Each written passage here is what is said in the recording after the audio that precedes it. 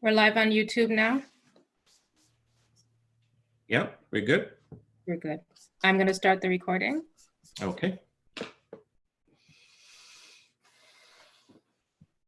Recording has started. Okay, thank you. Good evening, everyone, and welcome to the third installment of CCaDiRA's three-part informational webinar series, Amid COVID-19. My name is Hayden Jason Jones, and I'm a member of CCaDiRA, and I'll be your moderator for tonight's webinar. For those of you that don't know us, CCaDiRA, which stands for Canadian Caribbean Disaster Relief Actions, we are the umbrella organization for the disaster preparedness committees of the Caribbean diaspora in the Greater Toronto Area. Tonight, we will be addressing the very serious topic of coping with mental health amid COVID-19. Before I begin, I would like to just take this opportunity to say thank you to my team, Melba De Silva, Eric Delfish, Gideon Exeter, Unison Joseph, Tony Knight, and Naomi Jules for all the work, the hard work that they've put into to make this series a success. It was truly a team effort. Now, as we're aware, the pandemic has affected everyone on the planet. The incident rates and jobless numbers are continuing to rise. As of yesterday, Ontario had over 18,000 cases, 12,000, more than 12,000 of them had recovered, and deaths total about 1,400. In Canada-wide, we had over 60,000 cases, with 26,000 having recovered, and about 3,900 deaths. Worldwide, we had about 3.6 million cases, with 1.17 recoveries and about 200 or over 252,000 deaths. As far as the jobless rate goes, we don't have one for the month of April as yet, but last month in March, Canadians lost about 1 million jobs, with 400,000 or over 400,000 of them coming from Ontario. Now, in looking at the numbers here, I'm just taking a quick look at the numbers, and the first thing that sticks out or stands out to me is the fact that the recovery rate in Ontario is about 70%, which is great if you compare it to Canada, rest of Canada, who's at 40%, and the world at 33%. I don't know what it means, I'm just stating the fact, but I'd like to encourage everyone in attendance to continue doing what the professionals are asking and suggesting to stay safe. Now, moving on to the main event this evening, I'd like to introduce two very notable clinicians who are here to educate you and answer your questions on mental health. First, we have Dr. Leo D. Edwards, a transplanted Grenadian who now calls Canada home. He's a social worker, lecturer, a course developer. Leo has more than 10 years experience in the social services field. His primary areas of interest in social work include health, mental health, neurodevelopmental disability, autism in particular. He is a clinical therapist in private practice, providing psychotherapy and counseling to individuals living with mental health and other life challenges. He has an impressive academic career, having received his community work diploma from George Brown College, Bachelor of Social Work from Professional certification in anti-racism research and practice from York University, a master's in social work from the University of Toronto, and his Ph.D. from Leo Lancaster University in the United Kingdom. Our other panelist is Keith Cunningham, who is a licensed clinical mental health and trauma specialist with College of Registered Psychotherapists of Ontario. Keith provides individual and family therapy to children, youth, and their families across Toronto. He's also a social justice advocate who challenges anti-Black racism and other systemic issues disproportionately affecting Black people in Canada and elsewhere. Keith believes everyone has the potential to succeed with adequate and meaningful access to appropriate resources and supports as needed. Now, before I begin, I just want to take care of a couple of housekeeping items. Just a reminder, if you do have a question, please go ahead and put it in the chat box, and either Tony or Melba, my teammates, will collect those questions and pass it along to me. I also ask that you include your email address just in case we don't get to your question. We can send you the question via email.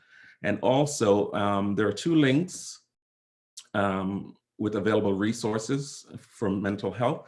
I've gone ahead and posted those on our Facebook page. So feel free to visit our Facebook page to get those links if you're looking for any type of resource having to do with mental health. Okay, so to begin tonight's discussion, I'd like to ask Keith and Leo to share their thoughts with us on the topic of mental health in the Black community. It's been my experience, and I've noticed that there's a negative stigma surrounding mental health in the Black community. From your experience, gentlemen, do you believe this to be true? Why don't we start with Leo?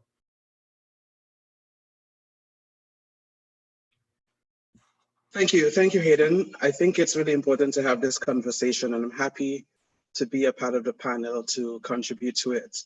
So from my experience, I believe it is true that the Black community experience negative stigma surrounding mental health. So instead of seeking support from a professional for issues such as anxiety, depression, etc., you find that many within our community sort of self-administer medication. So the use of drugs, alcohol, opioids, etc. But I think this is particularly true for Black men in particular, where we're in a community where the message we get is that you have to be strong, you don't cry, you don't show emotions, you deal with the issues that's at hand. And so if that's the message we're getting in a community, the chances are, if you're dealing with a distress or a situation that is causing you some mental health concern, you're less likely to seek the support because you don't want to appear as weak and not able to sort of deal with whatever issues and challenges you're up against. So I think as a community, we really have to address the stigma that is attached to mental health and to health in general. And it is true that many in a community isn't very trusting of health professionals, and perhaps for good reasons. We know of Harriet Litt, how she's been sort of used to further health on the backs of Black folks, and the Syphilis Project as well, where Black folks is fully been taken advantage of. So there's a lot we can do in the community, but I agree that there is serious stigma in our community around mental health. Okay, thanks for that, Leo. Do you have any other thoughts, Keith?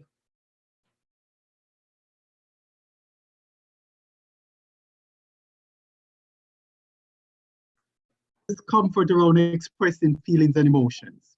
And I think that is particularly so for Black men in particular, because we were not given language around our feelings and emotions. When we get upset, we say we are mad. When we are angry, we say we are mad. So there is just some basic language that we have. So when we are asked to go into ourselves and to process and feel and get in touch with our emotions and feelings, then we become this, there's a level of discomfort surrounding that, because that's not something that we were taught to do from a young age. And so it becomes difficult to, how do we process that? How do we process that in front of persons that oftentimes don't look like us?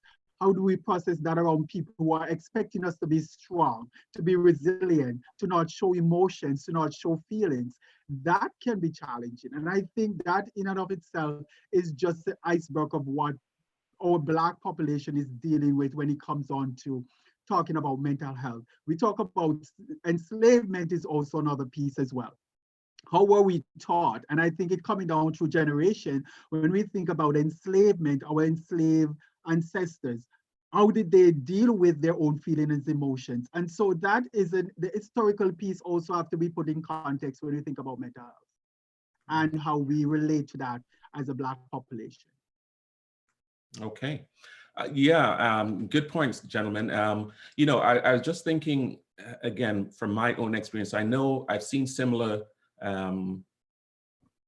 similarities in other populations. Like in general, men are less likely to accept mental health as a form of dealing with their emotions. And again, that's just because as a society in general, I think that's what we do. But I recall even from being growing up in the West Indies, I thought it was more so, and maybe that's where it's coming from, because I guess most of the Blacks here in Ontario from well, West Indian base, I guess that's who our audience is today. But yeah, I remember, men don't cry, men don't do this, or get over it, or you're a sissy. And those types of messages are sent to children, or boys in particular. So having to grow up with that, it's no wonder that they would want to shy away from any type of emotional health, and getting help if they have emotional problems. Now, one of the other things I've also heard in our community, or seen, or experienced myself, is that we tend to use religion, pastoral guidance, prayer as a means of coping, a mechanism for coping nonetheless. Now, I'm sure these things are helpful, but are they enough? And that's the question I want to pose to you. Let's start with you, Keith. I don't know if I wouldn't say that is enough. I think that's just part of things that people can use to deal with what's going on in their life. Because I think the Black population, when we think about our ancestors and thinking about coming from Africa, there has been a lot of cultural pieces around spirituality and all of that we have used over the years. And it has come down through generations in how we process feelings and emotions. And I think that's one of the default strategies that persons have been used. But there's also the other piece where there is also talk therapy. That's one aspect. There's also medication, other aspect. And so there's a collection of strategies that individual can use. And it requires, while you may want to go to church and process some of that through your spiritual upbringing and the spiritual aspect of your being, there is also the other piece that may require more in-depth and focused conversation that does not necessarily happen within a religious context. And so I think like talk therapy, like the work that Leo and myself do, I think those are some of the pieces where we can also get in touch with our feelings and emotions that sometimes does not get addressed within a spiritual context. Okay. Just before Leo jumps in, so another piece of what I've seen is, or another thing I've experienced is that while we do go to pastors for guidance, or religion for guidance, quite often there's a disconnect between religion and mental health. And the people that we go to, they don't necessarily have the skills in the mental health area to integrate the mental health along with the religion to provide the necessary help that our people need. Leo, I'll throw it over to you. So mental health is about finding balance in your body, in your mind, in your psychology. And for some, for Black folks in particular, Caribbean and African American, spirituality is very much part of finding that balance. I do believe that having faith and connection to a deity can bring mental help and hope to individuals that believe in that line of support. But is it enough to deal with the mental health concerns that individuals are facing given this pandemic? I'll say it's not. You can think about it, use an analogy of if it's raining outside, you'll to shade from the rain, you'll use an umbrella, and that will keep you dry. Right. But if there is a hurricane outside, the coping of using an umbrella probably wouldn't help. Your umbrella is going to get blown away. You may have to stay inside. You may have to take shelter indoors. So although spirituality might bring hope to individuals that are experiencing some kind of mental distress, I will argue that additional supports might be required, such as Keith mentioned, talk therapy, as well as a number of other coping mechanisms, which I'm sure we're going to get into. But for sure, I think there is space for spirituality, for God, for Allah, whatever faith people hold to, but I don't think it is enough to bring us forward. Thank you. I love the analogy about the rain and the hurricane. Thanks. Okay, now, next question. Do you believe that systematic barriers disproportionately impact mental health in the Black community? And I think you may have touched on this already a little bit, but Keith? I think that categorically is a yes. It's a yes because of all the historical pieces. And again, you will hear us talking about the historical context and the historical upbringing of who we are becoming and have become. And I think that is also, it's printed in our DNA. And so when we talk about that, we cannot forget the historical pieces. So I would say, yes, we are disproportionately affected by it because of who we are, because of our history, because of our journey, because of our experiences, because of all the other institutional and systemic barriers that we have had to deal with on a daily basis that other populations, especially white population, are not dealing with on a regular basis. When you talk about employment, when you talk about housing, when you talk about social services, all of those have barriers that sometimes people feel like they have to be jumping through hoops to access services, for employment. Employment sometimes is based on where you live. It's based on your postal code. Sometimes it's based on your name. And most of us, we have African names. Very few of us don't have African names. And so when that show up in an application for a job and an English name shows up, then who is likely to get that? Then we also see persons as, sometimes we are seen as angry individuals because of how we talk, because of how we behave, because our behavior are not synonymous or not similar to the general population. And I'm talking about other population, but particularly so the white population.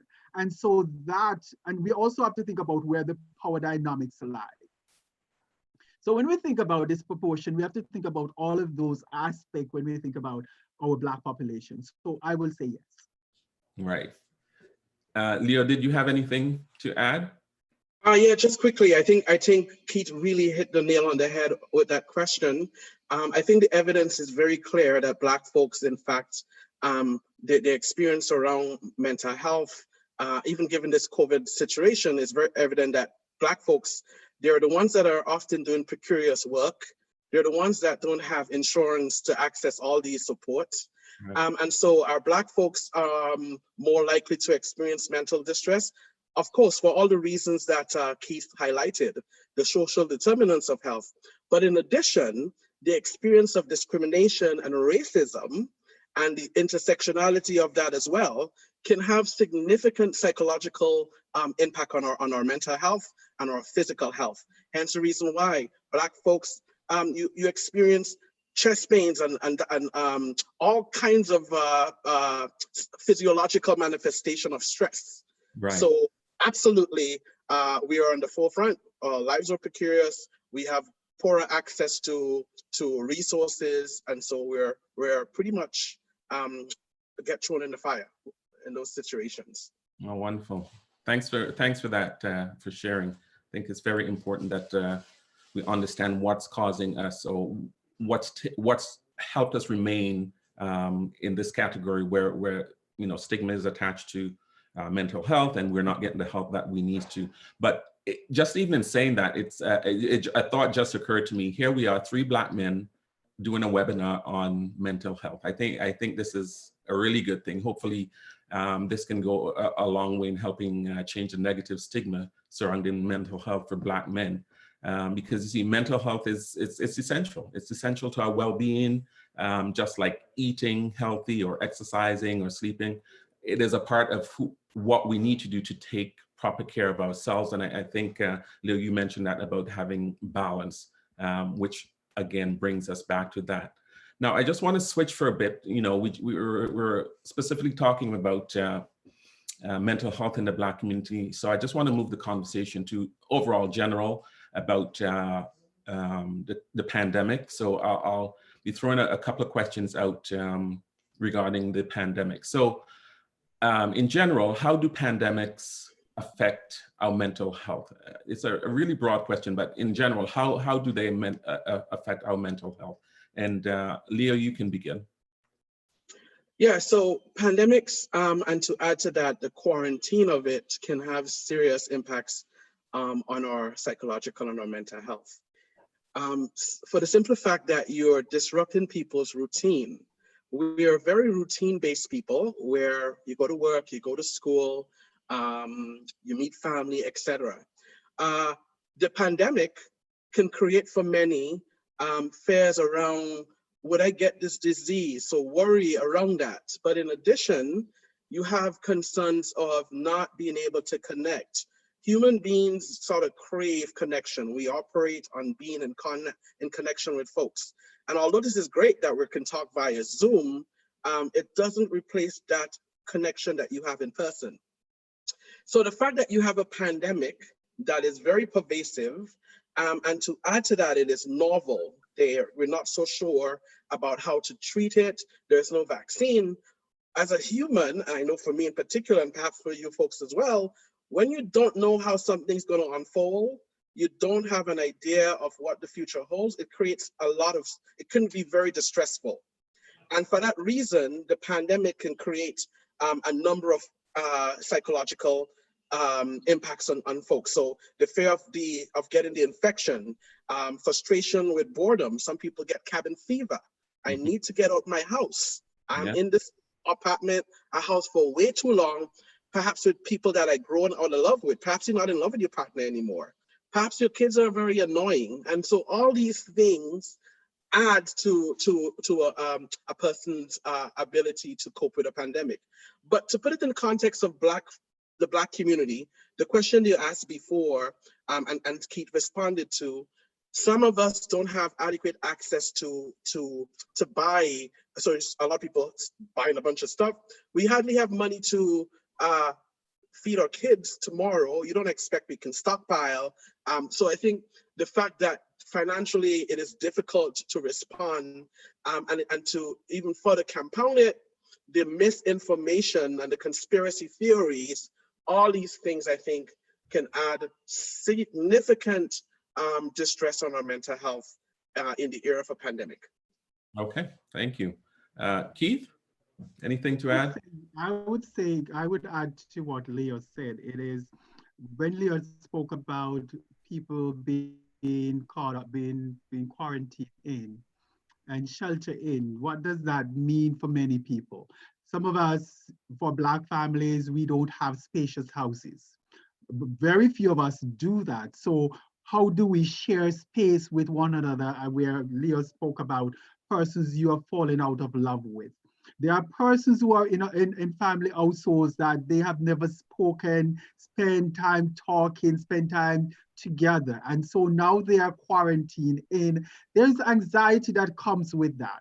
There is fearfulness that comes with that. Now I'm trapped with my family or my parents or my siblings who I've never spent time with. I used to look forward to the morning to get out and coming back late at night. Now I'm trapped in. How am I going to deal with that? So those are some of the things. Relationship is a big thing. Not all of us have healthy, strong, supportive relationships. And so to be trapped in a household with somebody that the relationship is not good, what does that do? That significantly impacts one's mental health. There's also the other piece, where for those who thrive and having strong, healthy relationship and used to have persons that they could run over to and spend time with, that is lost within a quarantine or shelter in legislation. So there is also the other piece around relationship, for strong relationship, and those with very problematic relationships. So it plays both ways. And I think that's another piece that needs to be considered when we think about how the pandemic can impact one another. And taking that further, it impacts sleep, concentration, and one becomes fearful as well. So it seeps into our psyche and plays out in different ways. Right, right.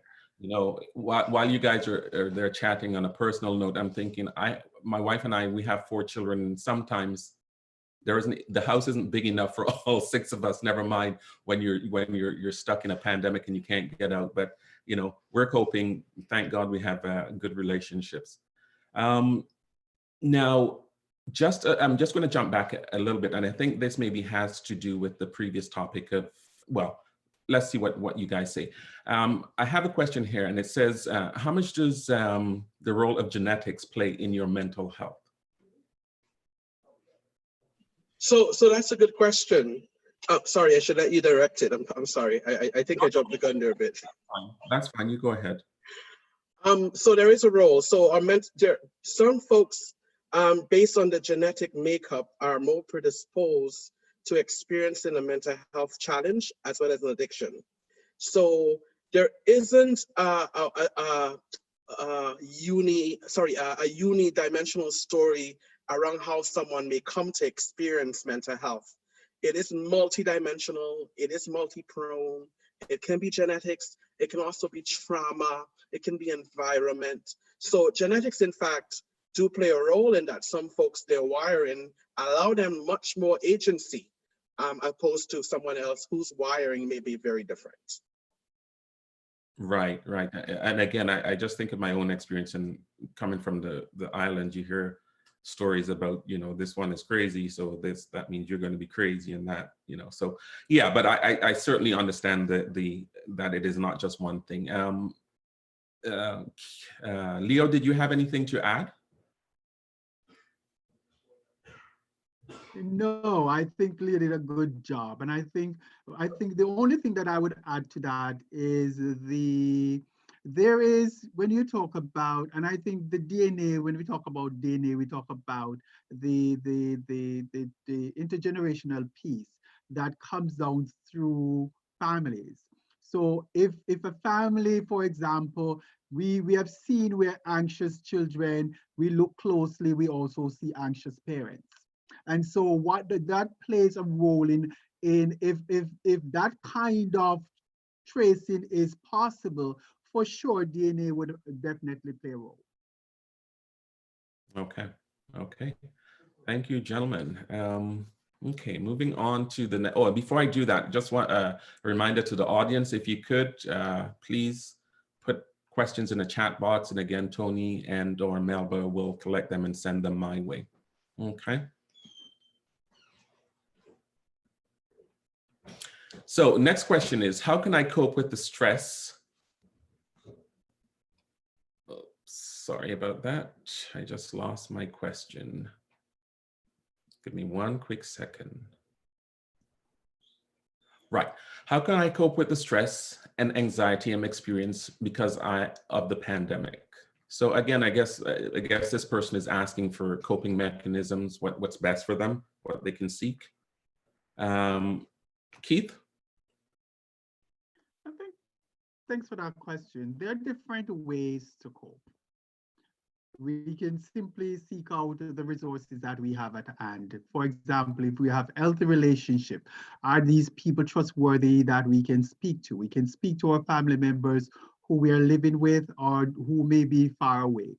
We can use telephone to have those conversations. We can be real about our feelings. And hopefully the persons that we are talking about are also real about their feelings. And I think this is something that I know Leo has spoken about on numerous occasions. It's just being real. Because it's not about sugarcoating, it's not about pretending, it's not we do that in our regular day life when we are out there. I think we have to find those individuals who we can be real with and who will be real with us, so that we can find that sense of camaraderie and friendship and trusting space to talk about what's going on with us. I think the other piece is, what are some of the go-to that persons have developed over the years? What has worked? it doesn't mean that because you are experiencing something new, you're going to have to start thinking about new coping strategies. Most of us have identified coping strategies that have worked in the past. And so what we need to do is to just go back to some of those coping strategies that have worked in the past and apply them in this situation. Some may work, some may not work, some may work better than others. And then as you start defining what is working and what is not working, then you start developing a list of go-to resources or strategies that you can draw on, and then using that for additional things that may come up. And then you may be able to share those coping strategies that you find helpful for you with colleagues and with friends and with family members. And they may in turn share with you things that they are using that you can try. So I call it bi-directional flow. I share, you share, and we pick out from each other, sharing what works and what doesn't work, and try to apply some new strategies. So I think there are different ways to go about that. The other piece is simply going for walks, those of us who have space to walk. Right. Or just getting up and doing some routine activities, because again, we're not going to work on a regular, most of us are shelter in. And so the routine of getting up, getting shower, preparing breakfast, running out to catch the bus or the public transportation, or jumping in our car to drive to work, we don't have that opportunity. So the routine gets disrupted. The question is, what aspect of that routine we can still keep just so that we can still stay alive? I think something that I personally use, and I will use my personal experience, is that I will get up some morning and go for a walk before I start my day. I work from home. And so I'll get up and go for a walk. And on those days that I don't go for a walk or a jog in the morning, then I will wander to my evening. When I get to 5 o'clock in the evening, I will go out and catch some sunlight, because I find that the sun does something for me. On weekends, I go out at the middle of the day where the sun is at its best, on those sunny days. And so when I have a cloudy day, I feel like, you know what, this is not a good day for me. So those are some things that I've used personally that.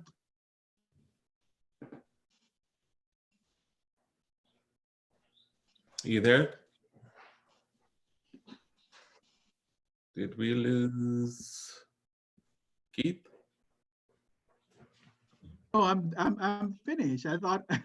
Okay, my apologies. I thought we lost you there for a second. I just wanted to pose another question to you. So we all know that coping mechanisms can be unhealthy. There are unhealthy coping mechanisms that people use that at times, quite frankly, keep them alive.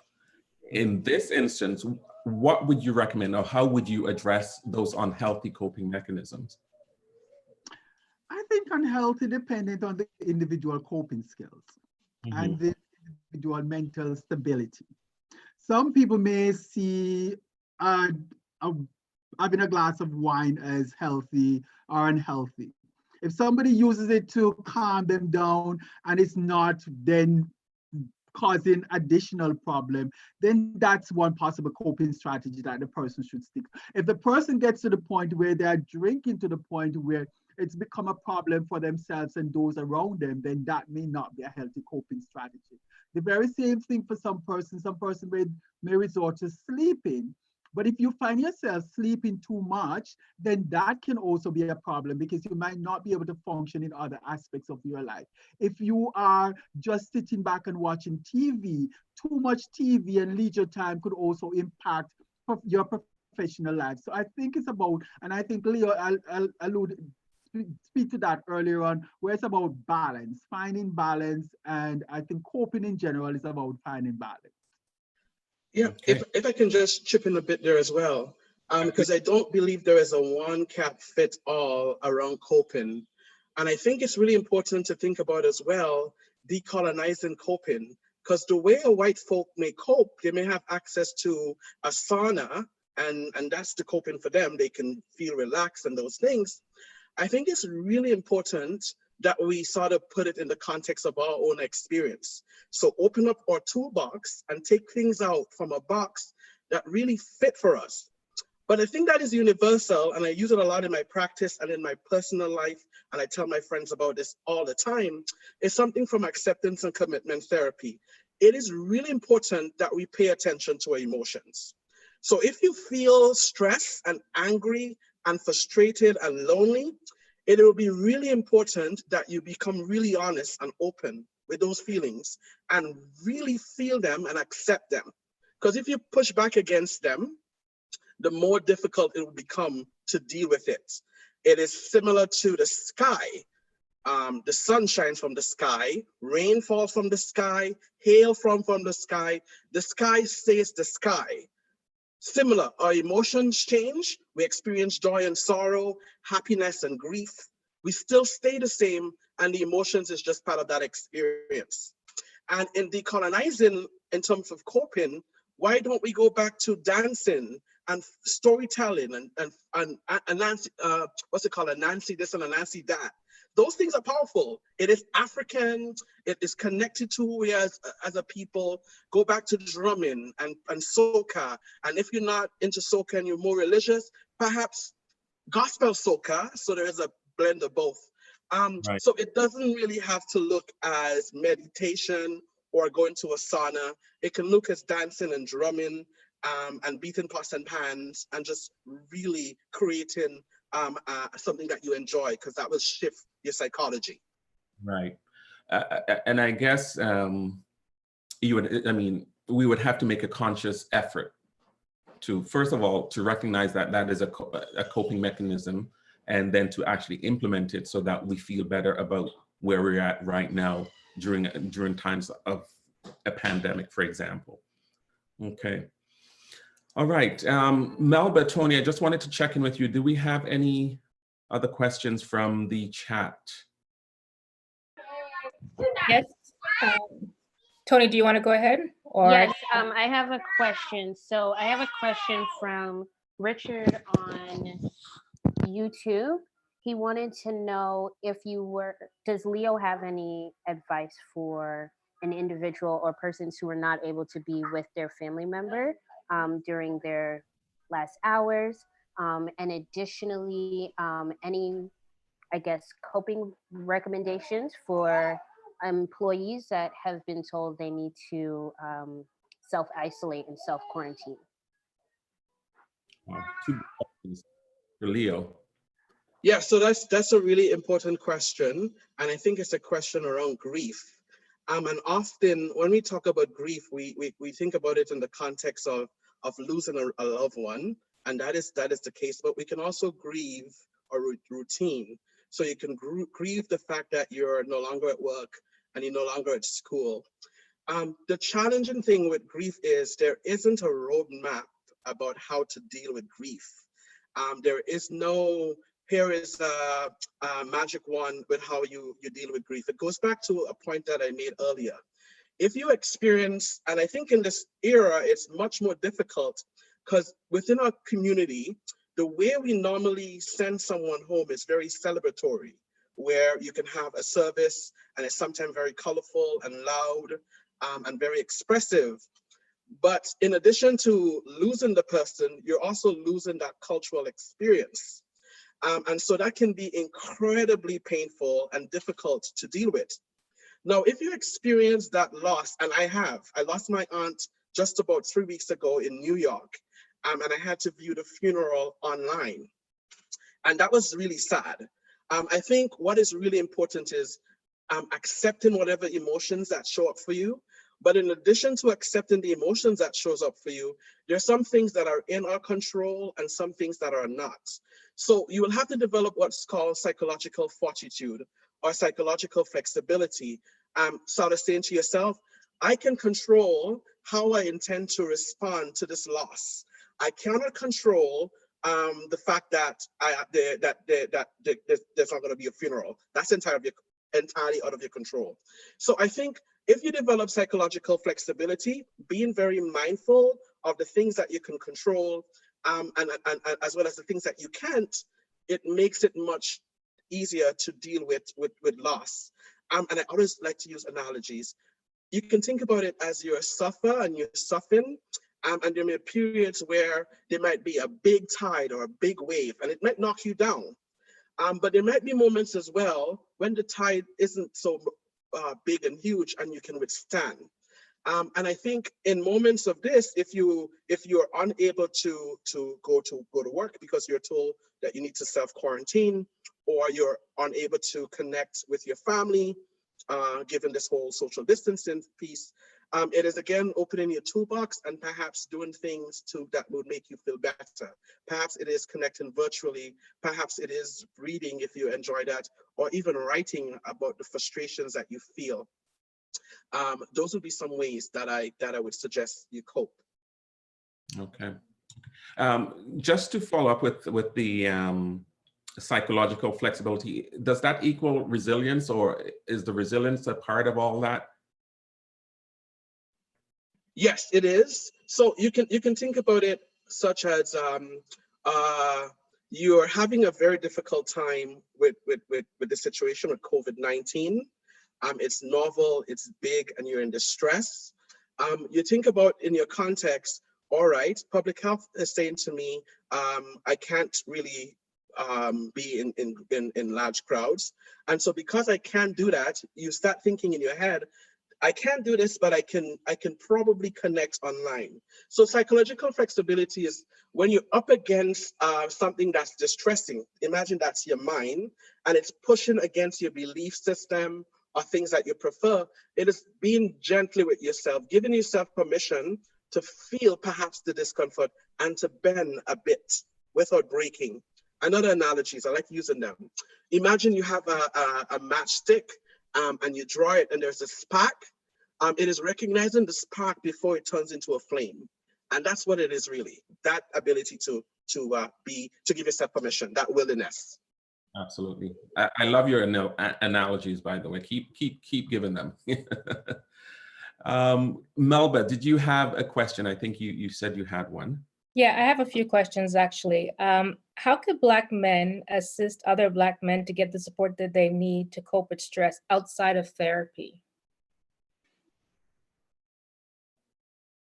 Keith or Leo, whoever, feel free to jump in.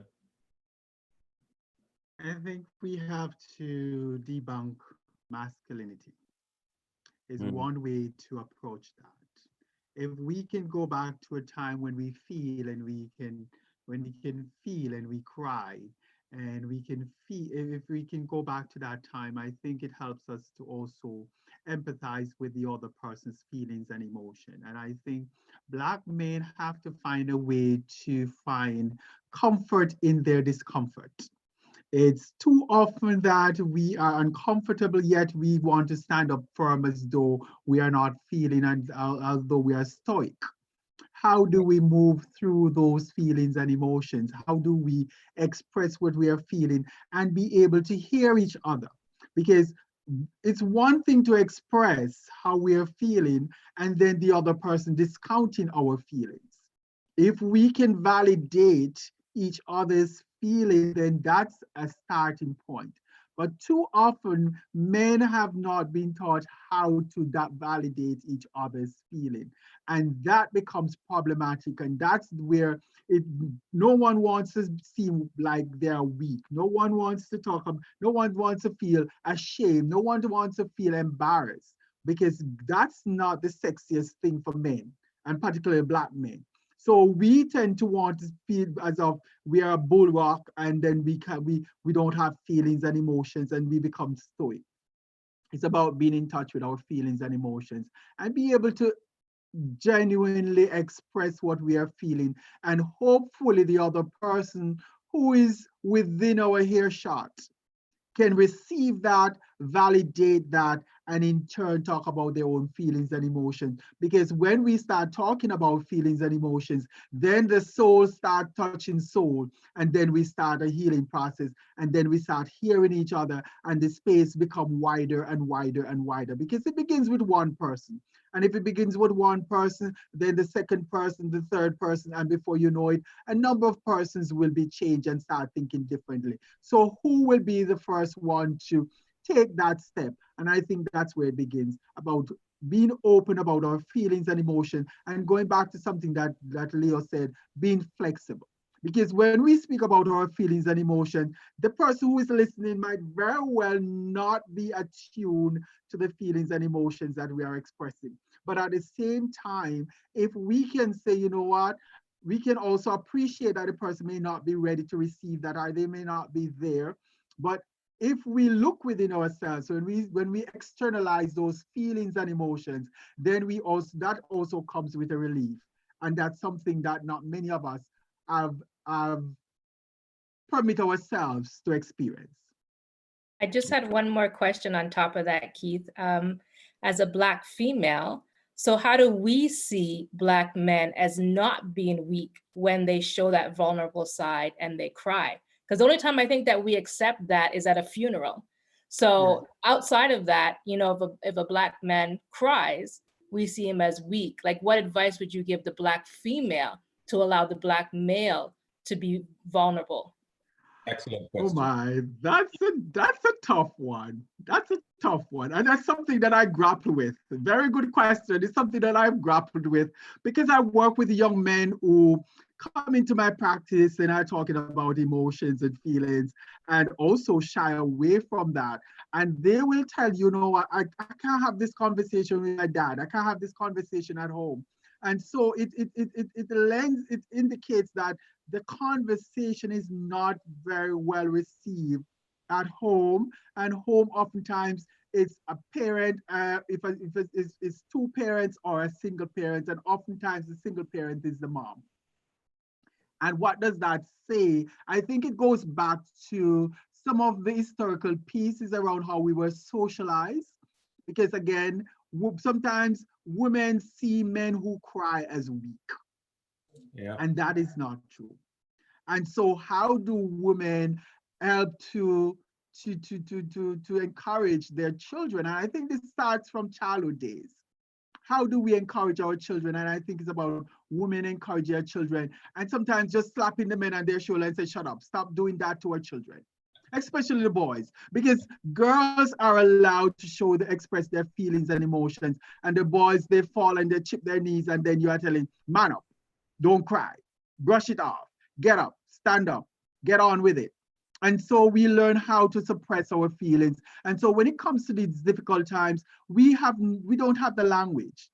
And so it comes out in aggressive ways. It is expressed in anger. It is expressed in violence. So many other ways that it is expressed. But if we can just dial back a little and start encouraging. Yep. Sorry. Yep. If I can pipe in there a bit, I think, to be blunt, it is about relearning and re-education. And I don't think our Black women can sort of fully resolve this issue in isolation. I think it is a conversation for Black men and Black women to have collaboratively. I think it's a question for community. This is a big and broad community. It's a question for our leaders within the various religious institutions, within the spaces of learning and of education. This is a big question that requires, I think, a big response.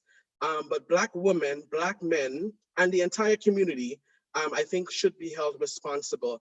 And I think it goes back to points that Keith made earlier, our history and the experiences from through slavery, and that idea of being in Black body, in particular being a Black man. Not only do you present physically strong, but emotionally and psychologically as well, you're strong. And so if you cry, you're such a sissy.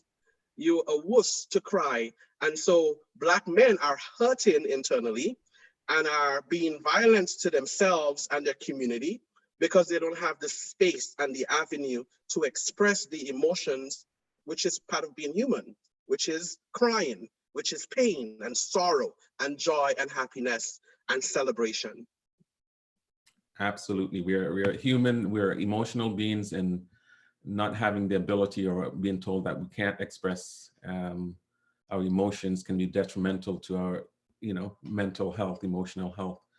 I'm just noticing the time.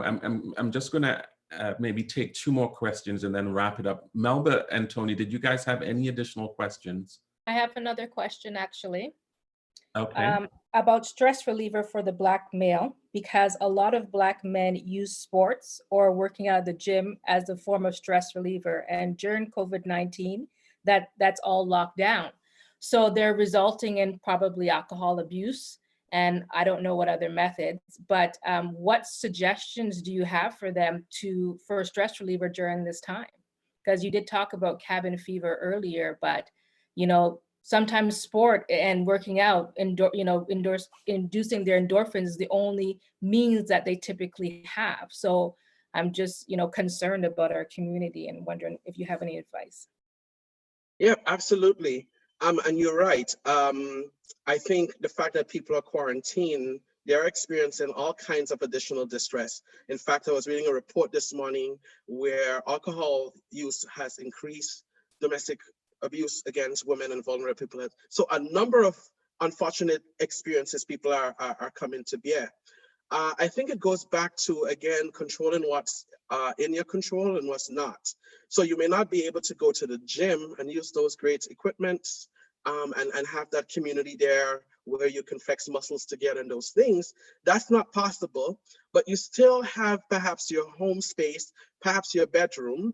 And so probably a good thing, and it's called visualizing, maybe put the TV on of a gym place, visual, and work out in your space. Perhaps call other friends on WhatsApp, and you have a WhatsApp workout where you're able to view each other.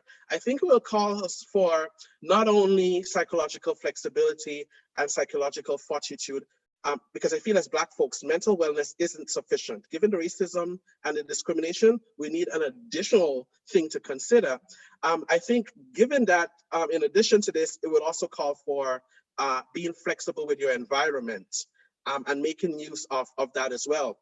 In Ghana, a way people deal with mental health isn't so much as how we deal with it in the West, where there's sometimes a push for pharmacological intervention like medication. In places like Ghana and other African places, people would stand out in the sun and beat drums and find community, because depression is really about that change in your energy, that heaviness that you feel, and getting back to a place where you feel that freedom and freeness.